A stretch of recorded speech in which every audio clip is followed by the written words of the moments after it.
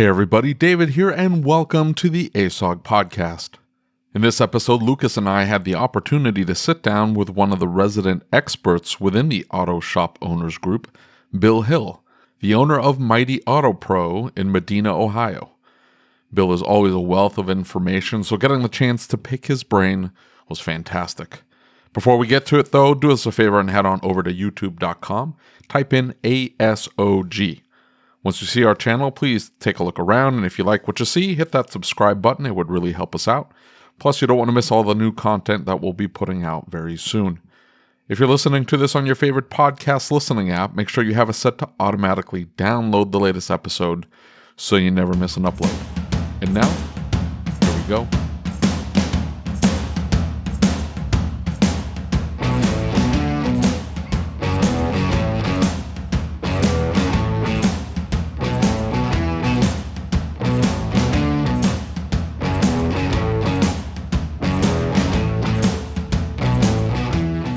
Printer that I thought would stop printing 15 minutes ago is still printing. So we're working through it. Most of your stuff out anyway. Exactly. How are you guys doing tonight? Doing very well, thank you. Very good. Well, it's out of paper, so we should be able to start here in like 10 seconds. So you're in Kansas. Where are you, Lucas? I'm in North Carolina. Okay. In the mountains of North Carolina. I'm up here on top of the hill. I'm a big fan of the Carolinas. I do used to do a lot of golf trips down there. 16 to 30 of us used to go every year. We used to have a blast. Oh, that's awesome. What golf courses? I'm going to say they were all mostly around Myrtle Beach or near Eastport. Yep. So the ones that you could probably come up with, I probably played most of them. Right. I know a lot of them have changed their names.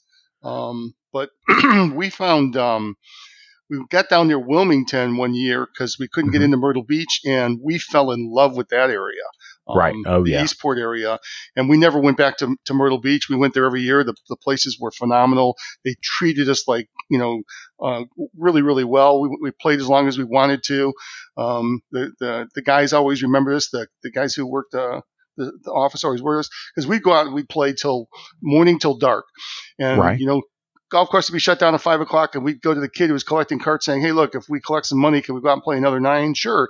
This kid would wind up making $200-300 for an hour and a half's worth of work.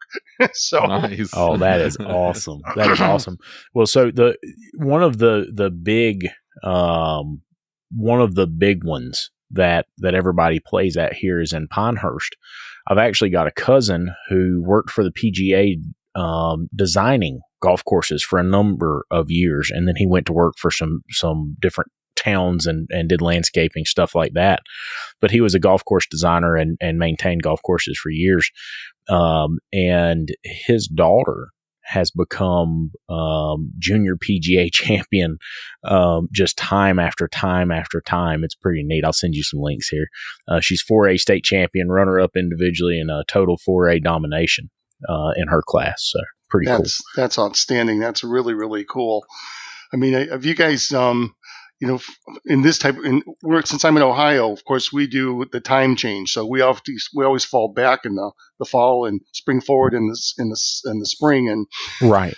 My brain is like on overload because I usually get up every morning at 3:30, and my brain still thinks that I'm on the old time schedule. So now I'm getting up every morning at 2:30, Wow. and instead of 3:30, and my body thinks my brain is an idiot.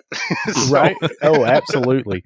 Well, for years I did the whole 3:30 a.m. thing, and I would get up at 3:30, and I would take some kind of me time and sit back and chill a little bit, and relax. 3:30? Oh yeah. Yeah, What it was pretty consistent. 3:30 to 4:30. I would come to work. I'd exercise while I was at work.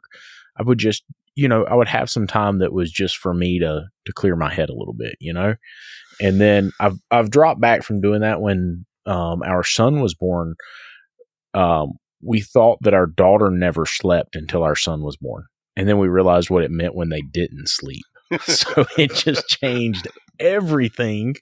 What time do you go to bed? I don't require a lot of sleep. I'm usually in bed between 10 and 11 o'clock. So you get like 4 hours of sleep a night. Yeah, that's about normal. It's very strange. And, I will go 3 to 4 weeks where I'll just sleep 3 to 4 hours, 5 hours, and all of a sudden one day I'll hit a wall. I get a headache, and then I just need to sleep 12 hours. And then after that, I'm back to 3, 4 hours a night. I just don't require a lot of sleep. I never have. Even when I was a kid, I didn't require a lot of sleep. My mother called me her devil child. Yeah, that's crazy. I can get up that early. Not 3:30. 4 feels like morning to me. 3:30 feels like the middle of the night. 4 to 4:30 feels like the morning to me, like really early morning. So I can get up there, but man, I'm 8:30, 9 o'clock. I'm in bed. Like I'm done. There are times when I feel like that, but I can go there and I'll just lay there for hours. I know that when I have a window of about 20 minutes where if I go to bed, I will go to sleep. If I don't go to bed, then I won't sleep the rest of the night. It's just very strange. It's one of those bad things that when you hit my age at 65, you start to know there's certain tendencies you better follow. So I do. So. Yeah, I'm finding that out more and more as I get older. Lucas, you'll find that out in a few years. Hey, I'm already doing it, man. The transition, because dude, it's like all of a sudden there's things I can't eat because it tears me up. Like I can't, and I would 10 years ago. Listen, David, I have seen what's on your palate, man. I've dude, seen I'm telling you, like eat. It was so much worse back in the day. There's stuff that I would eat that like my wife's like, "Hey, I got you this," and I'm like, "I'm sorry, I can't eat that." And she's like, "What are you talking about?" I'm like, "I can't eat that. I can't eat it." She's like, "What are you just being stupid?" I'm like, "No, I can't eat it. It tears me up." And so as far as sleep goes, like if I don't have the ASMR playing in my ear, I don't sleep. I just can't sleep. Period. Yeah, I just cannot sleep. Period.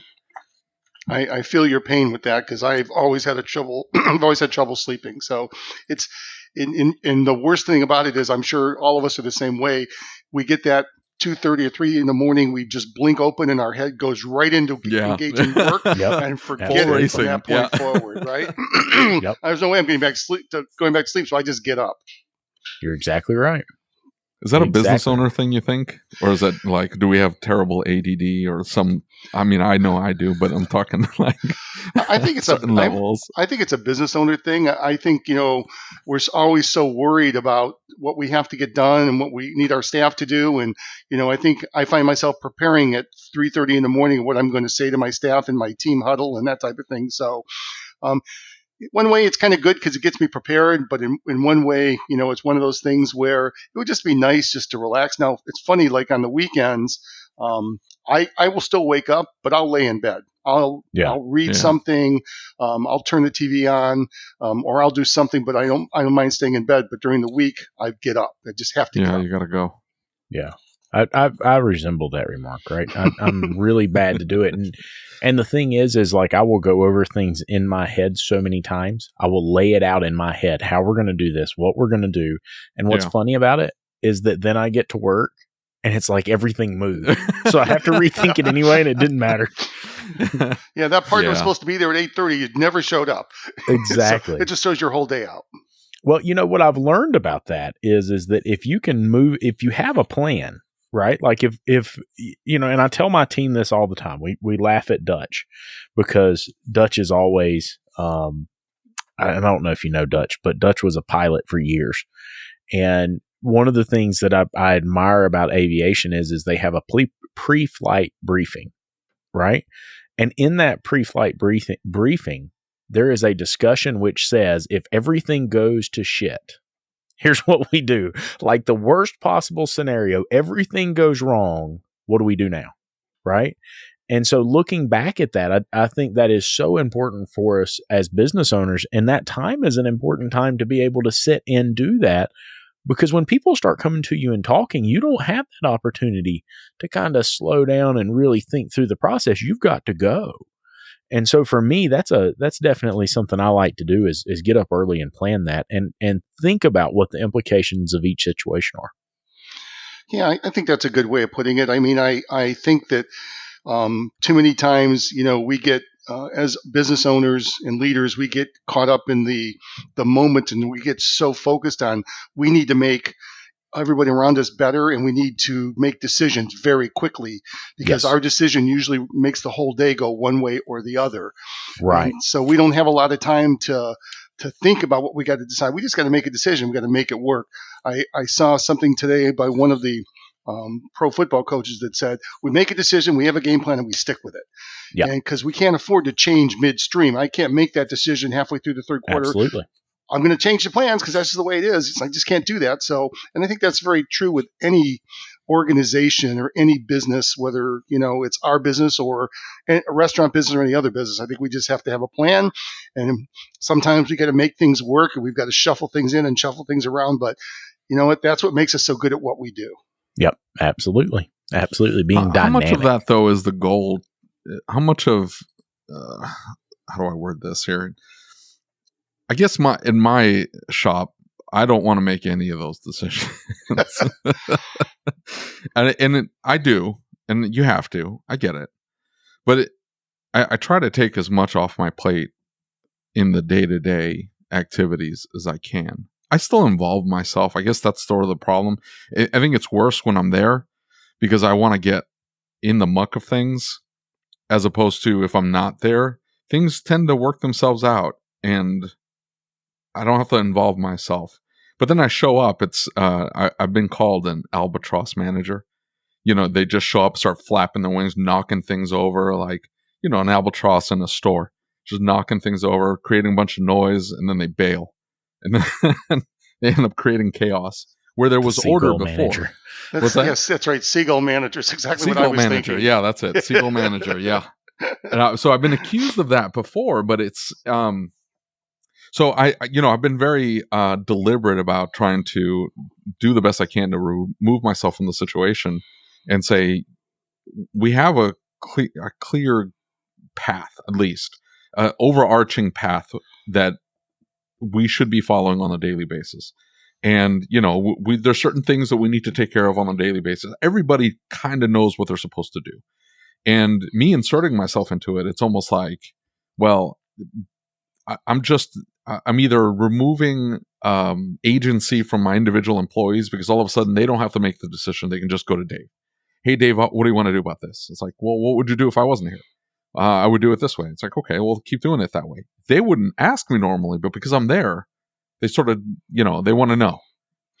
Yeah, I think that's probably a good point. I don't get involved with the every minute operations of my business. I'm there. I like to go there first thing in the morning. I like to get things started. I like to help check people in. There's a lot of times where there's conversation going on between my staff and a customer dropping off a car, and there's an issue that maybe they're trying to explain that can't be explained well, and you have to ask the questions. And my CSR, who doesn't know anything about vehicles, which is the way I like it, doesn't necessarily always ask the proper questions. So sometimes I step in, or if someone's got to go for a ride, I go for a ride with a customer. And honestly, one of the things I truly enjoy is like doing shuttle driving with my customers because I just enjoy talking to them. It's not a business relationship. It's just me being able to talk to them about, I've known so many of them for so many years. How's your son doing? He's at Ohio State. The daughter's at Kentucky. And we're just talking about, relationships. And I'm really, really big into building relationships with my customers. It's one of my major priorities. And when I hire people, I say, I want you to talk to my customers the way you would talk to your friends sitting in your couch in your living room. That's how I want them to feel. I'm mean to my friends. Well, I am not mean to my friends. I like my friends.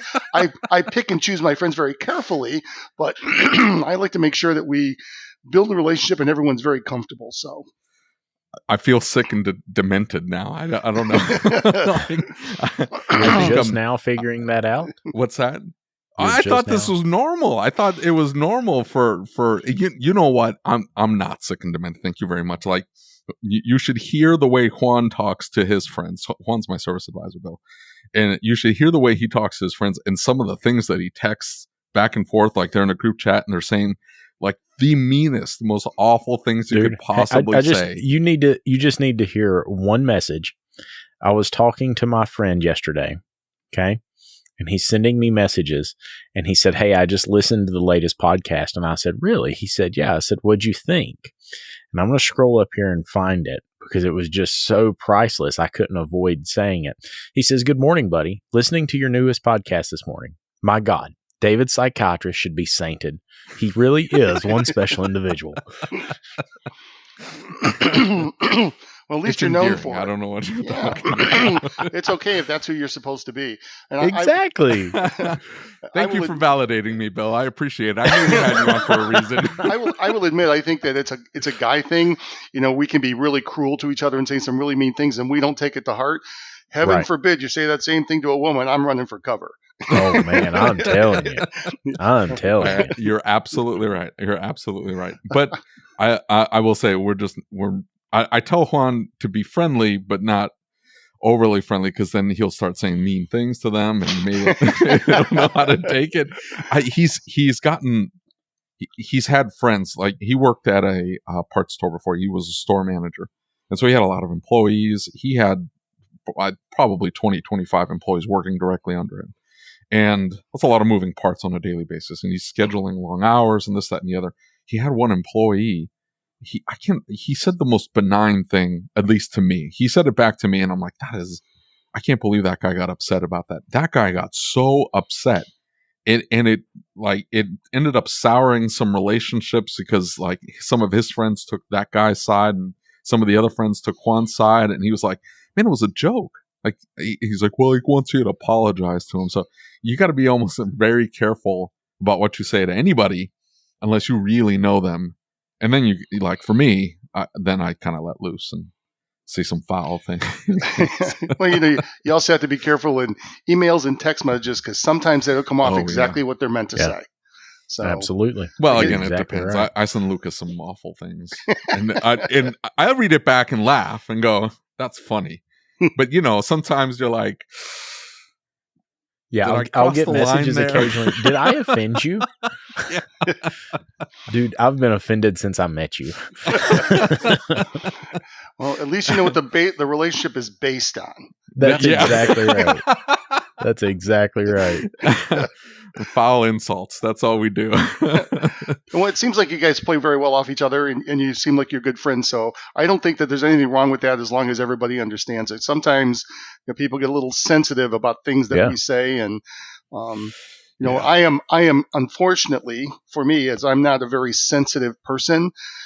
I have pretty thick skin, so I've had some pretty cool things said to me, and I'm like, yeah, you're right. I know. I'm okay with it. Well, and it speaks volumes, because I've got a new employee, and one of the things that we've noticed is he's more sensitive to things like that than the rest of us. And so Shannon, my service advisor, is a military guy, right? He's very blunt. He's very right to the point. He's very matter of fact. This is what it is. Now, he's nice about it. He's not rude, but to other people, it doesn't exactly feel like that all the time, right? Yeah. And so I think it's something that we have to think about. We have to be paying attention to, especially when we're leaders. We've got to pay attention to how people receive us. And that was one of the things that I've noticed, especially on the front counter, that allowed me to shine on the front counter, that I see my staff sometimes they lack in, is they're not picking up on that change in tone from the client, right? Yes. And I think that's why text messages don't work for the sales process at the front counter. They don't work for some of the things that we need to have that delicate conversation, because you can't hear the switch. And I tell my guys all the time, there is a switch. You will hear it. If you say something they don't understand, if they think you're doing something they should not, that you should not do, you will hear it change in their voice, and you have to stop right now and clarify that. And I think that's a learned skill for some people, and other people, it's just something you pick up on, and you're in tune with human beings. So, man. Yeah, but you've probably read a bunch of books about it, like How to Win Friends and Influence People, right? That's a classic one. It's a learned skill. It takes time. You almost, like, how do you speed up that process? I don't know. I don't know either. I don't think you can. So you end up dealing with the bumpy road. Yeah, all the way through the process. And sometimes they don't make it. Like, sometimes they don't get it. It's like, well, this is going to end up taking 5 years. I don't have 5 years. I'll give you 6 months to at least start showing some development. Otherwise, we're going to have an issue. And how much leash do you give them before you're like, okay, it's time for a change? My problem is I typically give too much leash. Right, I give them too much, and the problem is that they know they're not excelling. Right? They know then I'm not pleased with the results. They know the client's not pleased with the results. And I'm over here thinking, if I let them go, if I can them, or if I say, hey, this just isn't working out, I'm thinking I'm the bad guy and I don't like the way that feels. Yeah. Right. But if we flip that the other direction, what we find is that they would much rather leave than continue to disappoint. Right. Yeah. So I'm bad to keep somebody here that shouldn't be here. I went through that multiple times, and you know that. Whereas, I think other people are bad to do the exact opposite. They say, you know what? Can them quick. It's hard to do. I think it's one of those things that I never used to be, but I am much better at it now. I'm better at having a conversation than a confrontation. Yes. So I have lots of conversations. I do a lot of coaching in the moment. I do a lot of discussions over things that I hear. And I try and make sure that I have a conversation with everyone that works for me, at least daily, even if it's a 5-minute conversation or a 10-minute conversation. It doesn't have to do anything to do with work. I just want to know about them. And listen, it's not something that I'm good at. It was not a skill that I possessed. It's a learned skill. Right. My significant other, really pushed me into learning how to do that, and it makes me a much better communicator. And I really believe that for the most part, people want to do a good job. Some people just can't, and I'm sure we all heard the noise: either you can't or you won't. If you can't, I can help you. If you won't, you can't work for me. Yeah, absolutely. Well, I have learned, because I was always the one to shy away from those conversations. And I've watched my parents do that for years until I started getting around people wildly successful. So that's a terrible example. Well, they were, but it was at the cost of their own sanity. And I'm not saying my parents are insane. Dad drank scotch, did he? That's it. But, a lot of heartache. It was at their own demise in some ways. Yeah. Right. It was them tolerating things. It was, my mom to this day still walks out. She's the one who picks up the parking lot out here and picks the trash up out of the parking lot every single day. And she's the one who gets up at 4 a.m. and goes to work. And all of the employees, they kind of let other things slide. And my mom cleans the bathroom, and my mom works the front counter. And when nobody else shows up, guess who shows up? My mom shows up. Yeah. And so she never had those hard conversations. My dad's got employees, right now. And he knows we talk about this. We've got an employee who, very sad story. He was in a relationship with a woman. They decided to go their separate ways, and she dies a week later. And it was natural causes. It wasn't anything, abnormal. But the reality is now he's kind of fallen off the wagon. He realizes, man, I can't say I'm sorry. I can't take that back. And so now this guy is falling off the wagon. He's turned to drinking. He's falling apart. And my dad's approach is, I'm just not going to say anything. I'm going to let this ride its way out. I've learned through being around people who have hard conversations, it's a lot easier to go ahead and have that conversation right now. Is it comfortable to have the conversation? No. But it's a whole lot better for everybody involved if we deal with it right now and put all of the chips on the table, if that makes sense. Yeah, and honestly, Lucas, what you learn by doing exactly what you just spoke about is you learn how to get that information, because the first reaction is the walls go up and no, everything's fine. There's nothing wrong with me. And it's there. You can see it. You can feel it. You can sense it. Yep. And everything is there. And by going through, having conversations with people and discussing hard times and stuff, you start to learn how to break down that wall a little bit at a time, and they got to know that they can trust you and be confident you're going to hold them in the highest regards and you're not going to judge them. And all of those things mean something to someone. Yes, absolutely. So I think that that's something that we, and that's something that I learned kind of like the hard way, but I never have confrontations. We're always having a conversation. I don't know that it would take a lot to get me to the point where I would have a confrontation with somebody, because I don't let it ever build up. I don't explode. Right. I don't take 3 weeks of bad news and then suddenly just give it to you in one lump sum. I'm having a conversation every day about what I feel like we need to do better and that type of thing. So it never really explodes, and there's no ticking time bomb, if you will. You're exactly right. And I watched this video. I was telling David about this the other day, and it was a video that Tim Kite did. and he does culture training, things like that. And he used the analogy that you wouldn't give your child feedback once a year, right? Well, Sally, you were really good this year, so you get 2 presents, right? At Christmas, that's when they get their feedback. Well, Sammy, you were really bad. You don't get anything at all. No, that wouldn't be effective. It's like the dog that pees in the floor. If you come back a week later and try and address it, it's not nearly as effective. If we have that conversation right away and give constant feedback, I'm not saying that annual reviews or something like that are bad, but I think if we're having constant feedback, you bring up a good point. We don't get to the point we explode. It doesn't boil up and fester and turn into something. One of the themes here in our shop is seek first to understand, right? You said something, I didn't like it. You did something, I didn't like it. Help me understand why you did that. And a lot of times the things that I thought were nefarious, I thought they were bad things, they were really trying to do their very best to help somebody, and it was misguided. And now, as opposed to yelling and screaming and getting mad about it, we can have a conversation that redirects that energy and shows them a positive way to apply that energy. And it makes an improvement in the business, and it doesn't damage the business culture. I think culture is such a big thing for me because I learned that through the proper leadership techniques, you don't lead by assaulting someone. You don't lead by screaming at someone. We joke, we play, we cut up, we raise our voices at each other, but it's always in fun.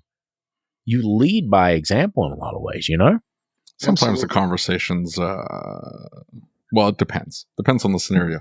So one of my technicians, we went up to that at ASTE, we went go-karting, right? Mm-hmm. He was super excited about go-karting. He's like, man, I'm so excited about this. This is going to be fantastic. He was having a blast. He said, this is the funnest thing I've done ever. And sort of the way I was acting when we went to go shoot those guns in right. Vegas. So he was super excited about it. But on the very last race, he had apparently like half spun out, and this guy just plows into him. Like full speed, just plows into him. And he got really upset. So we get done with the race, and he comes out, and he's like, man, this guy just plowed into me. I mean, just to get past me, he rammed into me. He's like, my back hurts now. He whipped my neck. I'm like, really? He's like, yeah. And it was that guy right over there. Right. And I'm like, oh, okay. He's like, I'm going to go talk to him. I'm like, okay. Well, good luck with that. We're just going to talk, like, right? Yeah. He's like, well, I mean, he's tall and he's probably scrappy, but he's not a thick guy. Like, he's very thin, and so, but he's very mature. He considers himself very mature, and so he wanted to just have a mature conversation to express how he didn't appreciate him plowing into him, and he sort of just wanted an apology, And he's like, I'm just going to ask him for an apology and tell him, because otherwise, if I don't tell him, it's going to upset me and it's going to end up consuming me the entire weekend. I said, okay, that's fine. So he goes over there and he's like, hey, man, I don't appreciate you plowing me. And the guy looks at him, looks him up and down and goes, nah, that wasn't me. And then just turns and ignores. And ate him up inside. And he's like, no, I know it was you, dude. Like, you were behind me and then you passed me. Like, I watched you come out, like it was you. And he's like, nah, wasn't me. And then just turns. By the way, this is a technician who works for one of our fellow shop owners there, Lucas. Anyway, so oh, I know. And he's mentioned it. He brought it up. Who? The technician. My technician? No, the other technician. There's no way. Yeah, brought it up because there was a video of it. One of the video. There's a video of it? Yeah, I posted it on Instagram. And everybody was good. It was laughing. Everybody thought we were just having fun.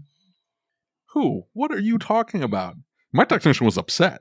Anyway, your technician the guy's like, was, but everybody else thought that it was just fun and good. I see. Okay, so everybody else was cool with it except for him, because he came out, dude. He was fuming. He's like, "What did he say?" And he said it wasn't him. I'm like, huh? That's interesting. I don't think he had accounted for that reaction. Right. So he decided he was going to take the higher road to have a conversation. He wasn't trying to be confrontational. He's like, hey, I just want to let you know I don't appreciate it. And he was really calm. I heard him say it. It was fine. And then the guy goes, now. And he was not, it didn't end up well. And I mean, he got over it, but he was upset, at least in the moment. He was just really sucking down on that cigarette. Upset about what that guy had done. And then I think he was upset about getting hit, but what really pissed him off was, nah, that wasn't me. Sometimes conversations, I don't know. It depends on the other person. Like, the other person's got to be able to reciprocate. Does that make sense? Like, if you've got an employee that's just completely unwilling to listen, unwilling to reciprocate, unwilling to acquiesce in instances where he should, and the guy wants to be stubborn, he wants to be immature, he wants to be petty, I mean, probably shouldn't have him as an employee. He needs to get rid of him. But some people just, I don't know, they can't express it in words. Like, they can't have that conversation, but they change their behavior. Does that make sense? Yeah, the first thing comes to my head is whenever you put anybody in any kind of a competitive situation, whether we're racing or we're racing against each other, or whether we're playing tag football, or whether it's basketball or whatever, everybody's level of competition is different. And I think the intensity sometimes of some people who will just, run right over you because their idea is, this is NASCAR and I'm going to just run your ass over. So I think that's just natural for some people if you're very competitive. And I was very competitive most of my life, so I can see myself doing that. I would have probably owned up to it and say, yeah, well, you were in the way, so I got to get past you. Yeah, I mean, if the guy knew, it was weird because it's almost like, I don't know, but my technician's very exact. So I almost lean towards him to think, because I did ask him, I'm like, maybe it wasn't him. No, he's like, no, it was him. I know it was him. He's like, there's nobody else that looks like him. I watched them the whole way through. Like, he knew it was him. So the guy either doesn't remember hitting my technician, or he was confronted and decided he was just going to lie. And that's almost what you'd prefer, that he not lie. Yeah, definitely. Because at the very least, like, the mature thing would have been like, man, I don't remember doing that, but if I did, I'm sorry. I didn't mean to hurt you. I didn't mean to, to cause any harm. We were just racing. That would have been the mature thing to do. But the guy, like, he was almost flippant about it. Turned and said, nah, on me. And I don't know. If I had that guy working for me, I'd look at him a little sideways. Like, really? Is this how we're going to act? Because he's representing me on top of that too, right? And that whole crew had the shop name on the back of their shirts. Here's the thing: is in talking like that. That is somebody, that's somebody that I look up to and hold in a high regard. But who, the technician? No, the shop owner. Oh, I don't know who the shop owner is. I knew it was one of the technicians that was there, but there were a bunch of technicians there. But I think that particular shop owner is not one that would care about that. Care about what? The guy lying? Oh my God, you are such a... I'm dense. I know. I'm sorry. I don't know what to tell you. I will say that I really do appreciate this. Back to virtual recording is so much easier on me. I mean, it is like a night and day difference. Your ADD, at least I don't have to see you drifting across the room, right? I can just hear you drift across the room, but I don't have to see it and experience it firsthand. I will say that. Bill, the situation is David got COVID a while back. And I don't know what it did to him. I don't know. I got bad COVID, Bill, so I got extra immunity. I got all, I'm one of those guys walking around licking the door handles and stuff like that. Okay. I'm like, not going to get sick anymore, bro. I don't know if it was the medicine they gave him. I don't know if it was the COVID, but his... Dude, I'm not kidding. Like, my technician, who we were just talking about, he got COVID, and he was over it pretty quickly because he got the kitchen sink, and he comes back, dude. He was not right. I mean, just very like it. What it does is it leaves you like you have brain fog, like really bad brain fog. Like you didn't have brain fog, dude. Your brain was going 10 million miles an hour in 50,000 different directions. No. This was two things there. I was getting over it. I was over it. It wasn't even the thing. It was It was I had a lot on my plate at AST. Did I calm down for tools? No. Oh, okay. Well, then I don't know what to tell you. And you didn't calm down for Apex either. I was good for Nothing Apex. What are has you talking changed. about? I don't see what you see. Like, I had a lot on my plate. Yes, you did. We all have a lot on our plate at events. But my point is that whatever happened, David changed. And I'm not talking about one of those new age changes. I'm talking about this guy changed into a different person all of a sudden. No. I think it made me more of who I am. There you go. Jesus and now Christ, what poor they say Christy. when you come into money, you don't change. It doesn't change who you are. It just makes you more of what you were. Yeah. Don't they say that about money? They do. One day Help me out, I'll Bill. figure that Come out. on. They You're do. backing me up today. They are. They say that about money because it does. It does change how you are. I mean, if you're arrogant, you're even more arrogant. If you're difficult, you're even more difficult because you can be. Right. You have the ability to throw that power or that ability around a little bit, right? Me? I'm more ADD, I guess. Oh my. See what you have to look forward to, Lucas? It's not going away.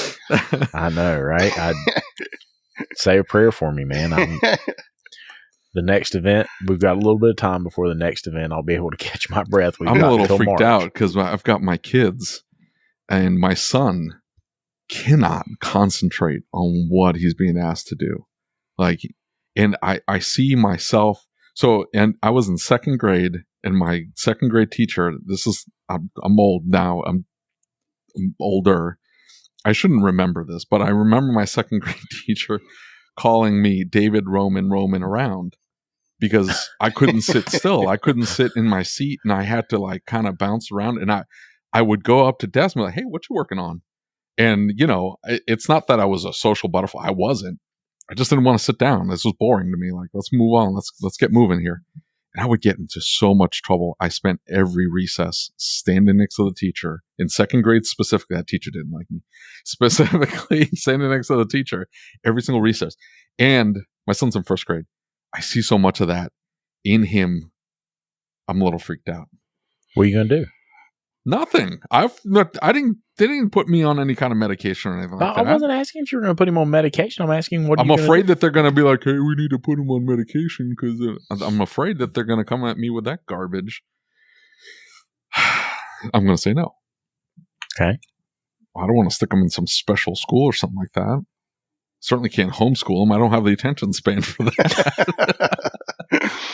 Yeah, I think there's too many times. I think we look for the let's give them a pill and make it go away stuff. And Yeah. I'm not sure that I don't have any children of my own, so I can't speak for that. But I know that I don't feel that medication is always the answer. I feel sometimes that you just you got to those kids that are like that they're just going 100 miles an hour all the time. You just got to wear them out. You just got to make them tired. Yeah. That's just how I've always thought about it. And I don't know that they need to go to a special class, but maybe they need to be in a special class where they're constantly doing something that makes them exert that energy. Well, that's really, really interesting. There is a video by a man, and he recently passed away, but his name was Ken Robinson. And he tells, he has a story or a performance that he does called Changing the Education Paradigms. And it's a very enlightening, very informative presentation on education as a whole. But it opened my eyes to how we learn. And it even really made me think about how we do things in my shop, how we teach in my shop, and how we make time for learning, right? And one of the things that he said that stood out to me, and I still do this in the shop, right? But one of the things that he said that stood out is he was saying that we educate children based on their born on date or their date of manufacture. And we educate them in an assembly line fashion. And I thought, wow, that really is. And he's like, the reality is that some are strong in some areas, some are not strong in that area, but they're strong in another area. And he said, so we're trying to educate them in such a way that we force them all to fall into this one zone. And he was talking about creativity. And he was talking about how our education system in a lot of ways kills creativity. And he was talking about, I can't remember the exact term he used, but he said, think of the think of the different things you can do with a paperclip. And he said it was something like, 350 of the people who were surveyed when they were in kindergarten were at genius level, creative genius, right? And he said one of the things that they pointed out is it wasn't, well, I can take the paperclip and bend it this way, I could clip it on a piece of paper. It was, can it be 300 foot tall and made of foam rubber, right? It was thinking outside of that box of the thought process of a paperclip, right? And he goes into that and he said, the reality is he said, we are teaching the creativity out of them. And so I started applying some of what he was talking about and thinking about how we educate technicians, how we educate service advisors. One of the things that stood out to me is, especially at the dealership level, right? And I don't want to call the dealers out or the manufacturers out, but they're not teaching them to fix the car. They're teaching them to run a test and follow a flow chart. They're not teaching them a creative thought process of how to go through the testing on the vehicle or think through this themselves. They're saying follow the instructions. And so many times I think in shops, everybody wants to train, right? And we've got that 100-hour a year minimum training requirement for our techs in the shop and our service advisors. But then I started training them and realizing, I don't really know how to train them. Does that make sense? In other words, I'm just like sticking them in a class. Here you go. And I never took count of where they were or what they excelled at. And it always seemed like the guy who struggled with electrical went to the electrical class. Yeah. What if we took the guy that excelled at chassis and suspension and put him in a chassis and suspension class instead of changing him to fit this mold of what we want him to be in the shop? And I understand there's a reason for doing that. But what if we focused on their strengths? What do you think of that, Bill? Well, I think that for what I try and do in my shop is from probably April all the way to the end of the year, I want my staff to focus on what they're best at. So I want to put my best electrical guy on anything electrical. My best, testing guy, I want to put him anything that needs to be tested. But what I do in January, February, and March is whatever you're weakest at, that's what you get for those 3 months. And the other guy gets the suspension work. And you guys are working together to help each other get better. The little tips, the little tricks, the things that you know and things that you can share with each other. I've been doing that for about 10 years, and it really has paid great dividends for me. I think what you're saying, though, having, there's a reason that I send the guy who's my best electrical guy or my best dietitian to those high-end classes, because he needs to stay up there because he's already one step above everybody else, and he needs to stay there. Exactly. Continue to grow that. Continue to build upon that. And David and I were having this conversation tonight, like the different types of thinking processes. And so for me, I can, when I'm working on a car, I can look at that electrical system, and in my head, I can pull that electrical system out and look at the circuit at hand in my mind. And I can say, oh, this does this and that does that. And the energy flows this direction to this. And when this happens, that happens. And if it says this, that must mean that, right? If it's a fuel system, I can look at the piping in my head and say, oh, well, if I don't have fuel here, it must be here. Right. And I have a mind that allows me to do that. I'm not a quick thinker. I'm not the guy who's fast with numbers, things like that.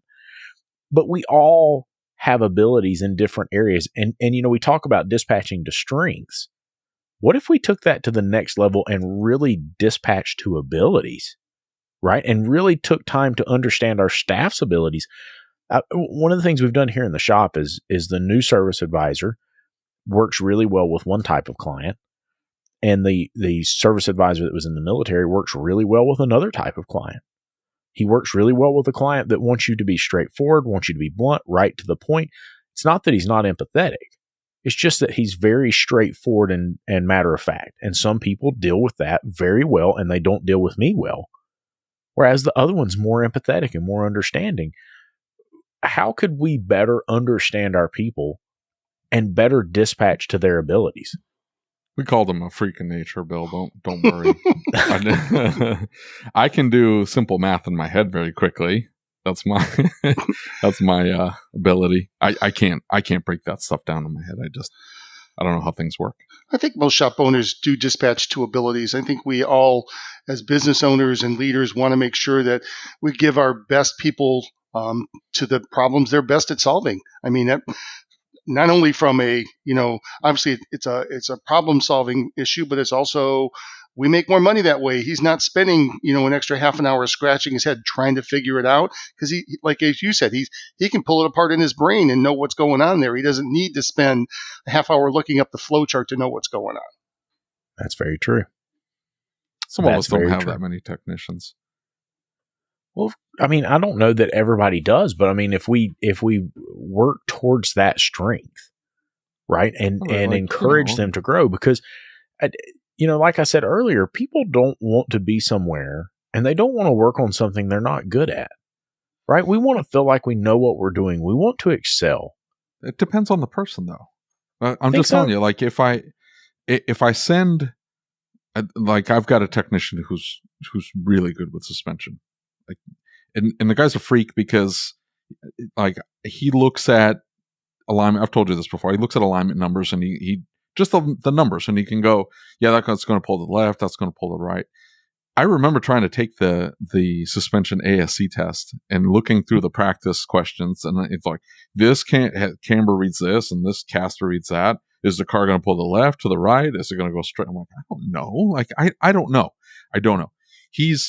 I find that fascinating. And I'm sure like people listening to this are going to roll their eyes and be like, yeah, every alignment guy can do that. But I'm just telling you, like, every alignment guy in the whole wide world is way underpaid. In the whole wide world, way underpaid. Right? That is the most thankless, dirtiest, nastiest, difficult, frustrating job ever in the history of automotive. And I find it fascinating that he can just look at the thing and he also knows how to wiggle the car to get it back into alignment. Like, he's like, yeah, bump it right here, it'll come into alignment. Like, what are you talking about? Like, oh, it moves like this, and it, But if I send him to just suspension classes, he's gonna be bored. I mean, if it's new technology, fine. But if it's what he's continued to work on, but I guess my point is continuing to develop beyond that. In other words, take a pathway from that, and figure out what the next step is. Right. In other words, he's got to be passionate about it. I think that's what the difference is. And then sometimes you have to decide whether the person is avoiding it because they can't, but they would be able to if they push themselves. Does that make sense? Like, you see more potential in that person than they see in themselves. And that, hey, you have the aptitude to be really good at this. Push yourself to be good at this. But I know you don't want to because it's hard. What's that? Right. That's a personal decision. And I've told you sometimes before. Sometimes it's, man, I used to deal with this all the time at the parts stores. I don't know how many. I remember I was thinking about this woman I had that worked for me. I hired her in as a stalker. Like, she had to come in, check the car, the parts in, and help put stuff up on the shelves and then dust. That's what her job was. And those people get paid almost nothing. They come in at the lowest pay you can possibly give them that they'll take. You try to go for minimum wage because they should be theoretically a dime a dozen. But she had such a fantastic work ethic that I told her, I said, look, I need to put you on the counter. And she's like, I don't know anything about cars. I'm like, I understand, but just ask questions. Like, you're really good with people and you have a fantastic work ethic. I think you'd be really good at the counter. She begrudgingly moved to the counter. And then I told her, you need to become a key holder. I need to make you a night closer. And she's like, no, I can't do that. I can't make decisions. She was unbelievably smart. She had a fantastic work ethic. She was very empathetic. She knew how to deal with people. She knew how to deal with difficult customers. She had those innate abilities. And I told her, I said, look, just work at the manager thing for a year, and then you can get your own store. And then the pay gets much better once you get into a store. And I said, and she's like, oh, I can't do that. I can't do that. I mean, it was like pulling teeth. She progressed. I think she stopped at key holder. I don't think she ever got her own store because I got transferred out of that store that she was in.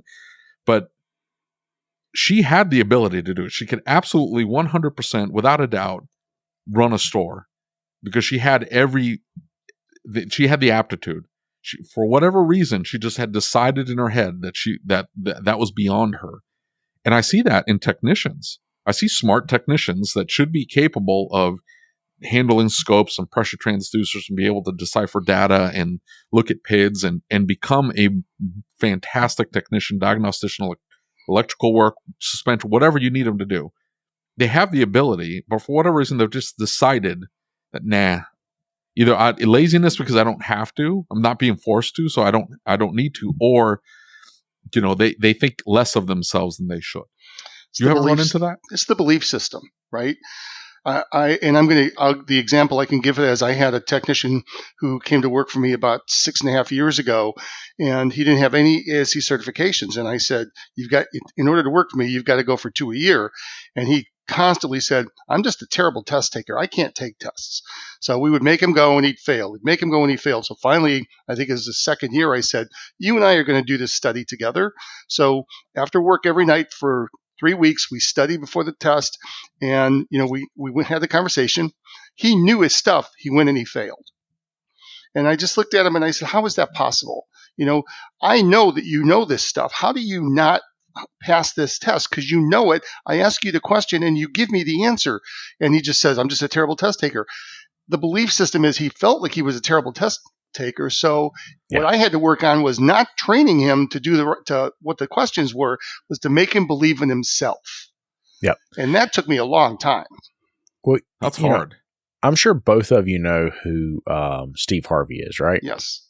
Sure. And so I watched a video that he did the other day, and he said, he talked about a lot of different things. He talked about some religious stuff, but one of the interesting things he said, extraordinary comes from extra and ordinary. And it stood out to me because he said something that really just triggered me. And he said, if you want to be ordinary, that's okay. There's tons of really great ordinary folks. And I think in our operations, we really want to find those extraordinary people. We really want to push these guys and get them to that next level. But if that's not the vision that they have for themselves, if they're not willing to put in the work, if they don't want that for themselves, we'll never force it. And, I get, he also did another talk where he talked about you're standing at the edge of the cliff and you keep saying, man, I wish I had wind in my parachute, right? But until you jump off the edge of the cliff and you stand there and you say, I'm afraid to jump, I'm afraid to jump, I'm afraid to jump. I'm afraid to start that business. I'm afraid to take it to the next level of training. I'm afraid to go take that test.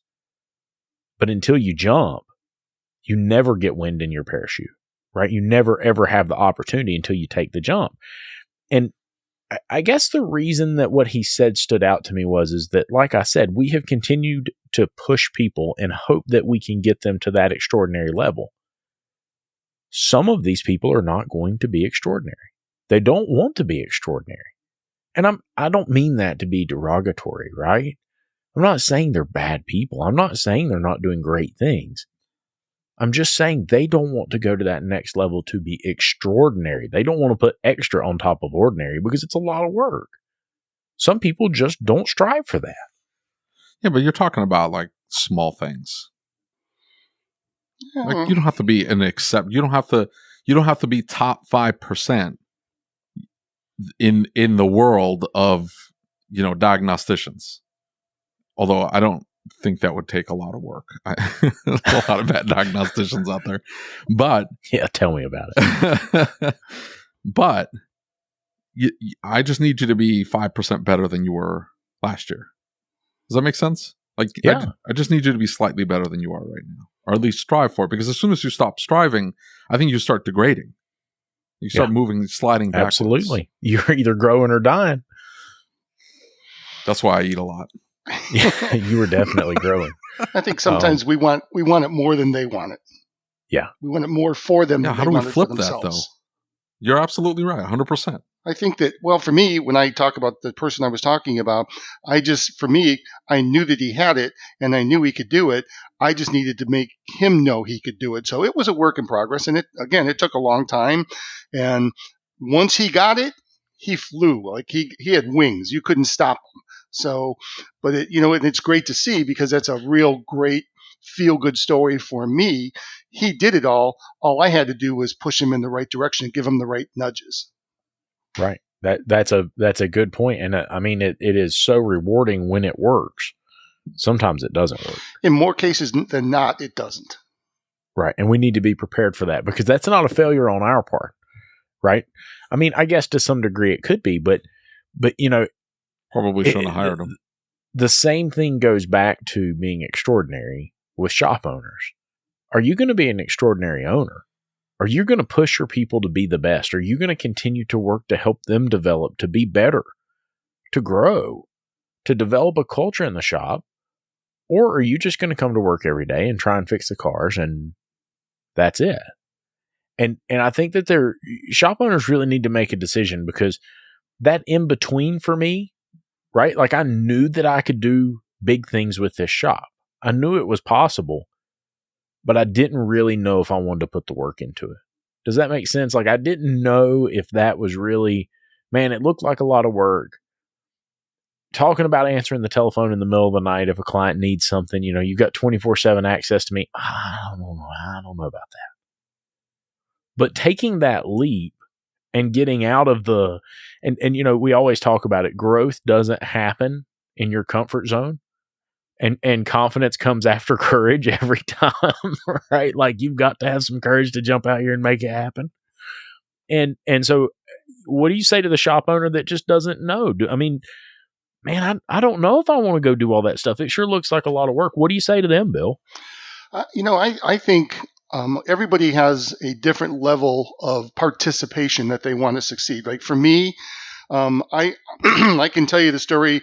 It was a Tuesday afternoon in the middle of June, and my place, I was like crazy busy. Phones are ringing off, and I'm just frustrated because I don't have any good quality technicians, And I'm at that point where I just looked at Leanne, who's my significant other, and I said, either we're going to sell this place or I am going to fix it. Not my exact words, but the word F was in there somewhere. Right. So once I made the decision that I was all in, I never looked back. So I never thought twice about putting my phone number on my business card. I never thought twice about having to work 60 or 65 hours a week. I never thought twice about, going to classes and learning and being a better, leader and a better owner, and listening to books and reading books and learning about, what the P&Ls meant and how to read them and how to share that and how to get my staff motivated. I was just like a big sponge, and I just couldn't get it fast enough. And what I said earlier, being a coach to other repair shops, sometimes you want it more than they want it. You want them to succeed more than they want to succeed. They just want to get by.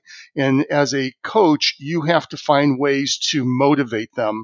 We talk about, hey, holding on to that technician for 18 years when your daughter comes to you and says, hey, I want to go to college. You say, you know what? I kept Joe for 18 years. I can't afford to have you go to college because he cost me so much money. We have to make, I feel like that's one of those things that as a coach or whether it's, what you guys do or what I do, it's important for me to put all of that out there and make sure that I'm being honest and giving back to the things that I've learned over the years. So they don't make the same mistakes I make. But I really believe that, if you give the people as much information as they can handle and you can get them to do one or two things at a time, that's a success. Exactly. And it always leaves footprints, right? Yeah. I mean, if they will take one thing and run with it, right? Just and the thing is it changes their life. It's not just, and the college thing is a big one for me, because that was when the change really started to happen in our business, was when we had our daughter. And I was like, I want more for my family than this. And I think as an owner, I really didn't think I deserved more. And I was the guy who thought that if I charged more, that it was ripping people off. And I knew what I could do, and I knew how fast I could do it. And I knew what the part cost me. And it took something that was painful. It took the realization I wasn't going to be able to provide for her like I wanted to. Right? And that doesn't feel very nice. And sometimes it takes a little bit of pain to push us to that next level. Andy Andrews talks about burning the boats. Like, what boats are in your life that you need to burn what is it that's holding you back? What is it that you're constantly leaning on and saying, yeah, but if this just, I'll just keep trying. I'll keep pushing, but you never go to the next step. You never go to the next level, if that makes sense. You never do the things that you have to do to make it work. There's always that little bit of fear. Yeah, but what if? And I think that for me, that's when it all changed, was when the fear of not accomplishing what I had that I wanted to accomplish was bigger than the fear of, oops, I'm going to screw up and destroy my business overnight, right? I'm going to raise my prices and all my clients are going to quit coming. So that was a big one for me. And I heard you guys, I listened to your last podcast, and I thought, we talk about the great divide between, shops like ours and our thoughts and our ideas and the things that we've shared today. And Right. then there's the shop owner down the street who, it's him and, maybe a lube tech, and they're struggling just to make ends meet. And, he's working 60 hours a week and he's not making any money. And I have a conversation sometimes with those people, and I tell them, you have the ability to make as much money as you want. You just got to put forth one piece of effort, just a little bit. Because if you'll find is, once you do one thing and it works, you're going to be hungry to do the next one, and then the next one, and then the next one. And it's shocking how much pushback you get from people that you're trying to help. And I'm to the point in my life where now when I see someone who just doesn't want the help, I walk away. I won't even. You can't pay me to be their coach. I'm not doing it.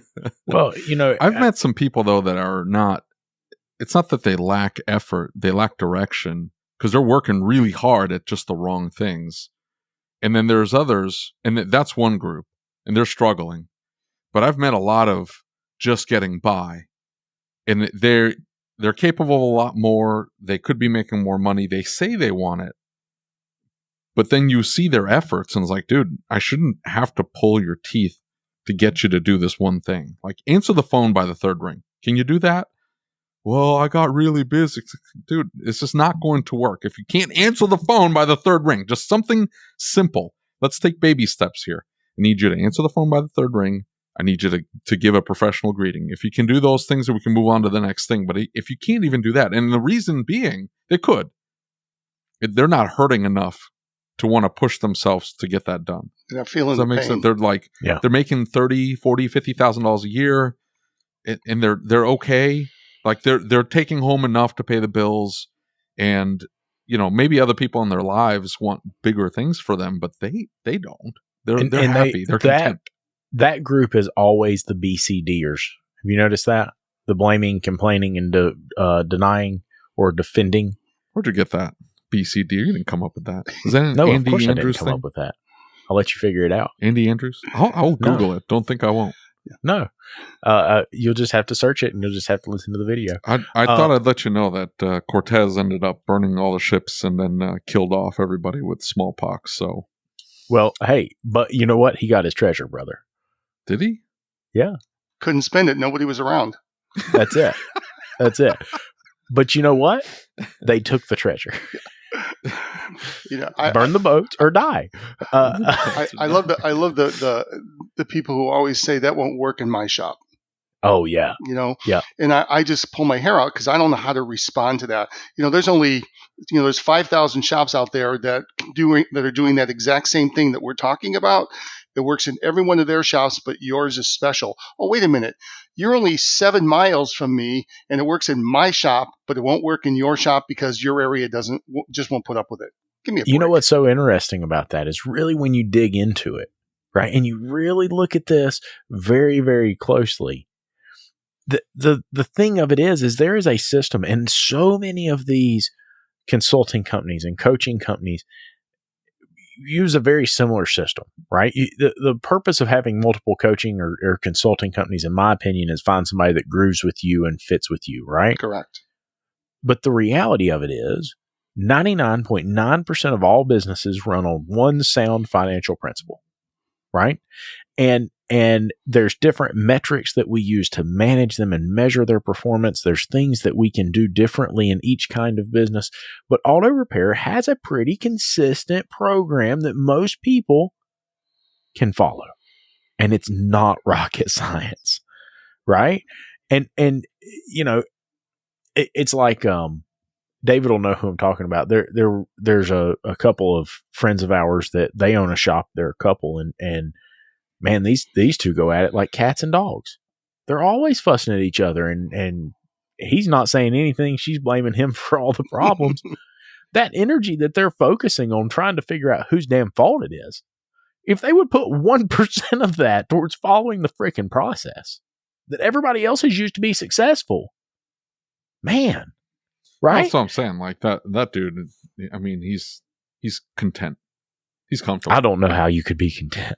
Like, he's fine. Like, he's the most chill guy you'll ever meet in your life. He's so chill. Like, nothing bothers him. Is pot legal there? It is not. I don't think Are you sure? Some people just love drama. Dude, I'm telling you. He is not a dramatic guy, though. He's so laid back and chill, like nothing bothers him. So, the shop's on fire. I think if you were in that situation, you'd about have to be, or you'd have murdered somebody by now. Maybe he likes her drama.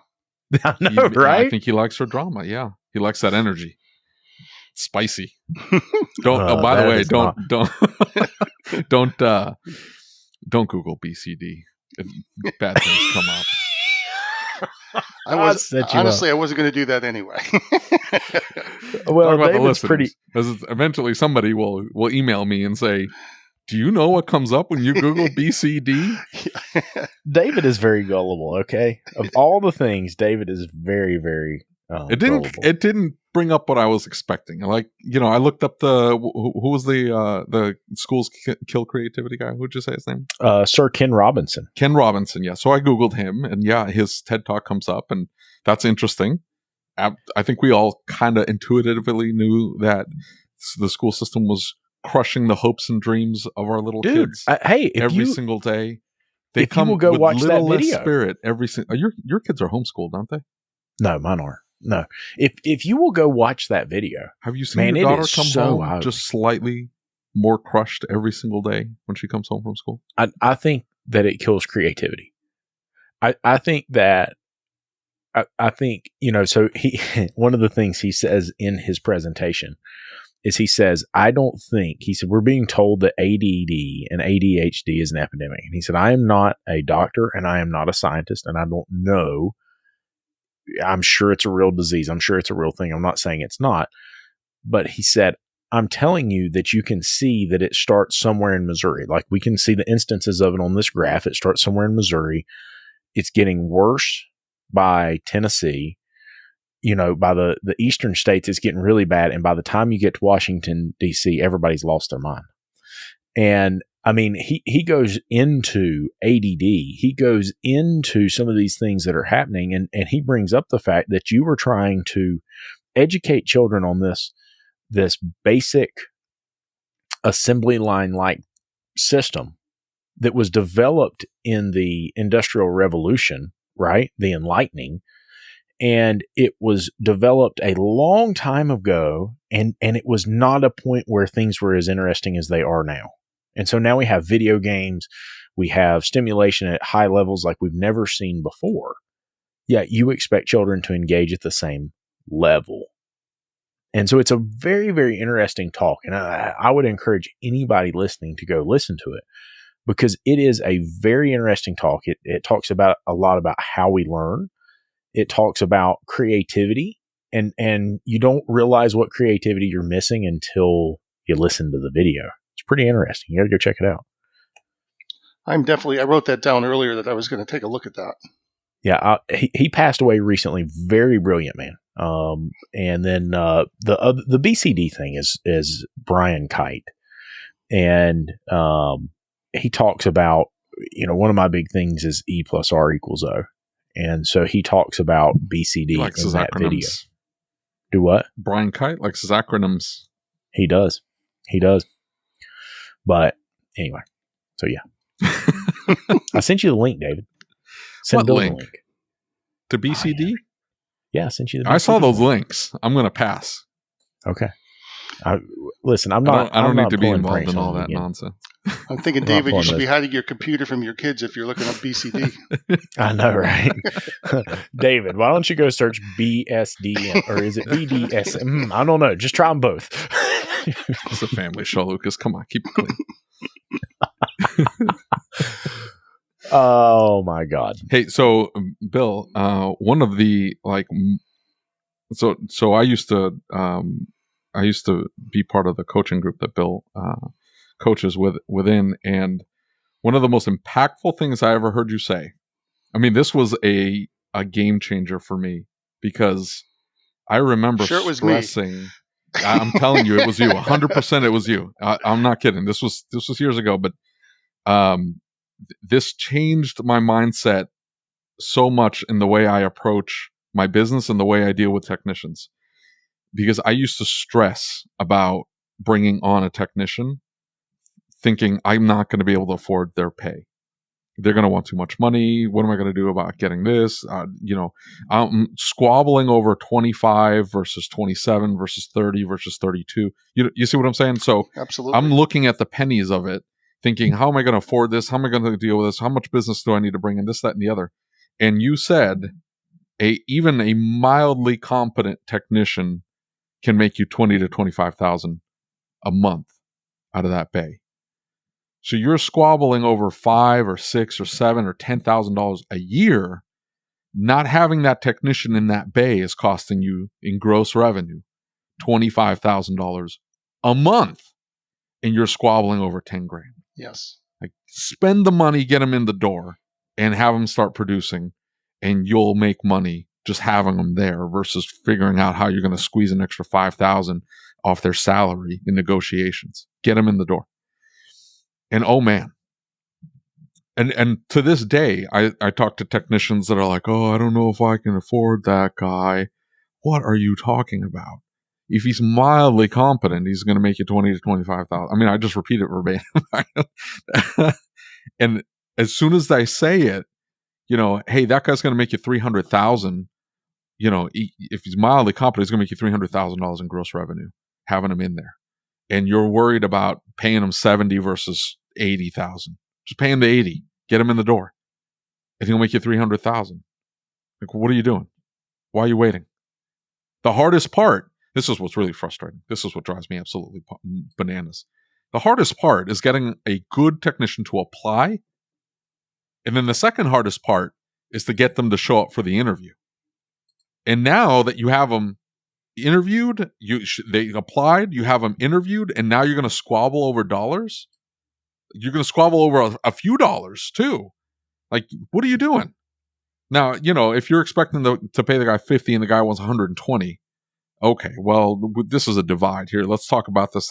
Let's figure out how we're going to get to 120 when I was expecting you to expect 50. Tell me how you're worth 120. But even if it's that wide of a divide, like, if he can justify it, what are you doing? Get him in the door and pay him 120. What's the worst case scenario if you hire a guy and you're paying him, you want to pay him 40 and he wants 50? What's the worst that's going to happen to you as a business if you got to pay him the 50 and you're going to find out he's not worth 50 and you're going to get rid of him? I mean, yeah.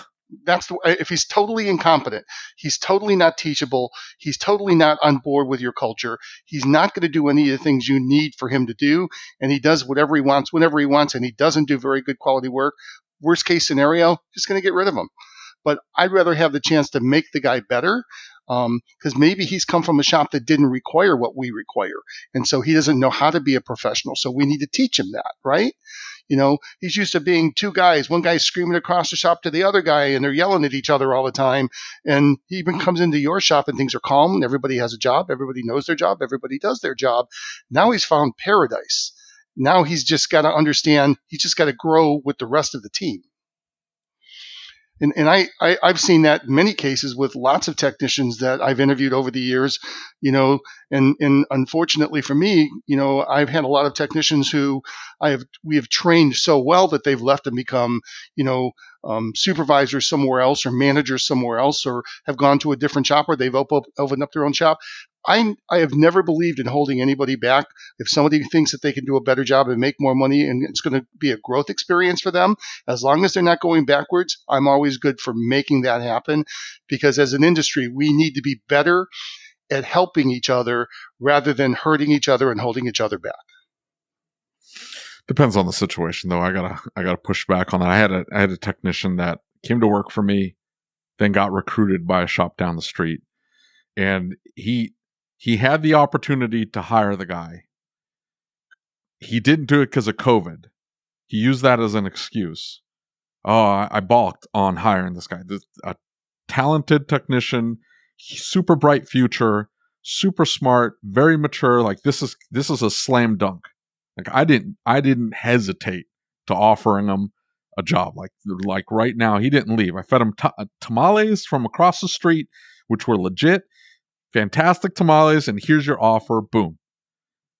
And he took it. And then a month later, 2 months later, something like that, he gets a call from the other shop. And in his mind, he thought he was going to get a better opportunity at that other shop because they worked on Land Rovers and some other European Big models. surprise And he there.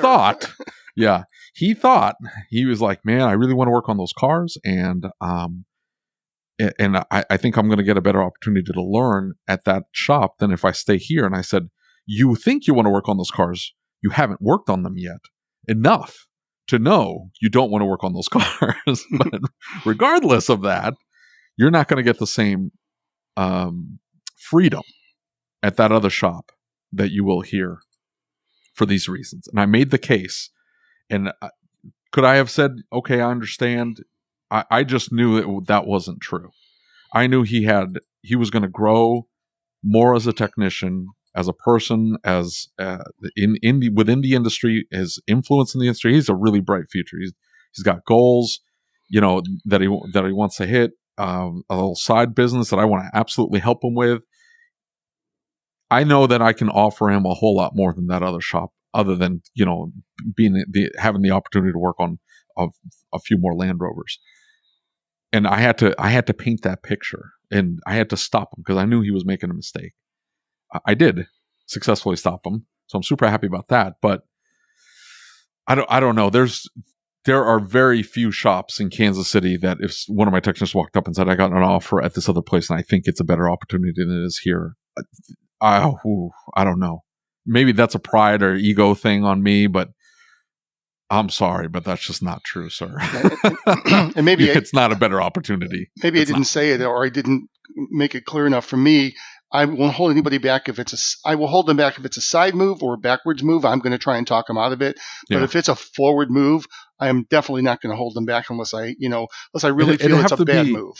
Well, I think they're not going to leave if it's not. If in their mind, it's right. Perception. But absolutely, it'd have to be something massively forward and something I can't offer them at all. You know what I'm saying? Sure.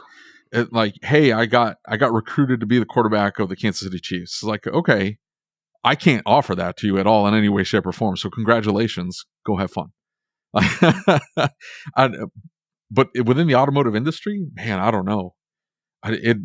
Maybe if they wanted to open their own shops, but you know what? I think they see the wrinkles on my face, the loss of hair, the gray beard, and the occasional ulcers on me, and go, you know what? I don't want that. And I think I offer every single one of my employees the keys to the shop on a daily basis. It's like, this is all yours, buddy. I just need half a honey bun. And this sucker is all yours. I will half make this cheap. Bun, maybe 50 I will seller cents, finance. Man. I will seller finance that sucker.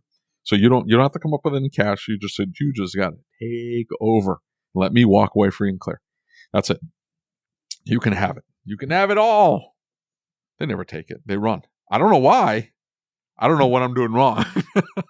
They run. Well, let me get my pen and paper. Well, I'm talking about selling, presenting the offer. Because, if I was young in my early 20s and somebody walked up to me and said, hey, here are the keys. I just need you to pay the bills and the debt that's left on the business, and his sucker's yours. Oh, okay. Bet. I'd be all over it.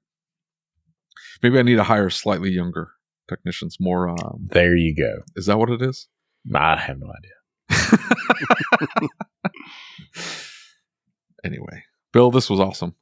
Yep. It was a lot of fun. I think that I'm glad that I finally got to speak with the two of you. I listen to your podcast all the time. I've been awesome. a longtime supporter.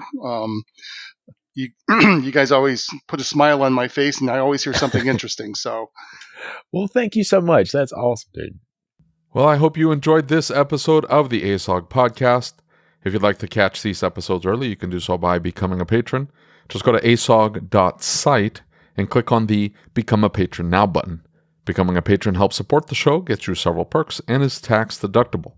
Make sure you subscribe to the podcast and on YouTube so you don't miss any of our upcoming episodes. And as always, if you have any questions, comments, or concerns, shoot me an email.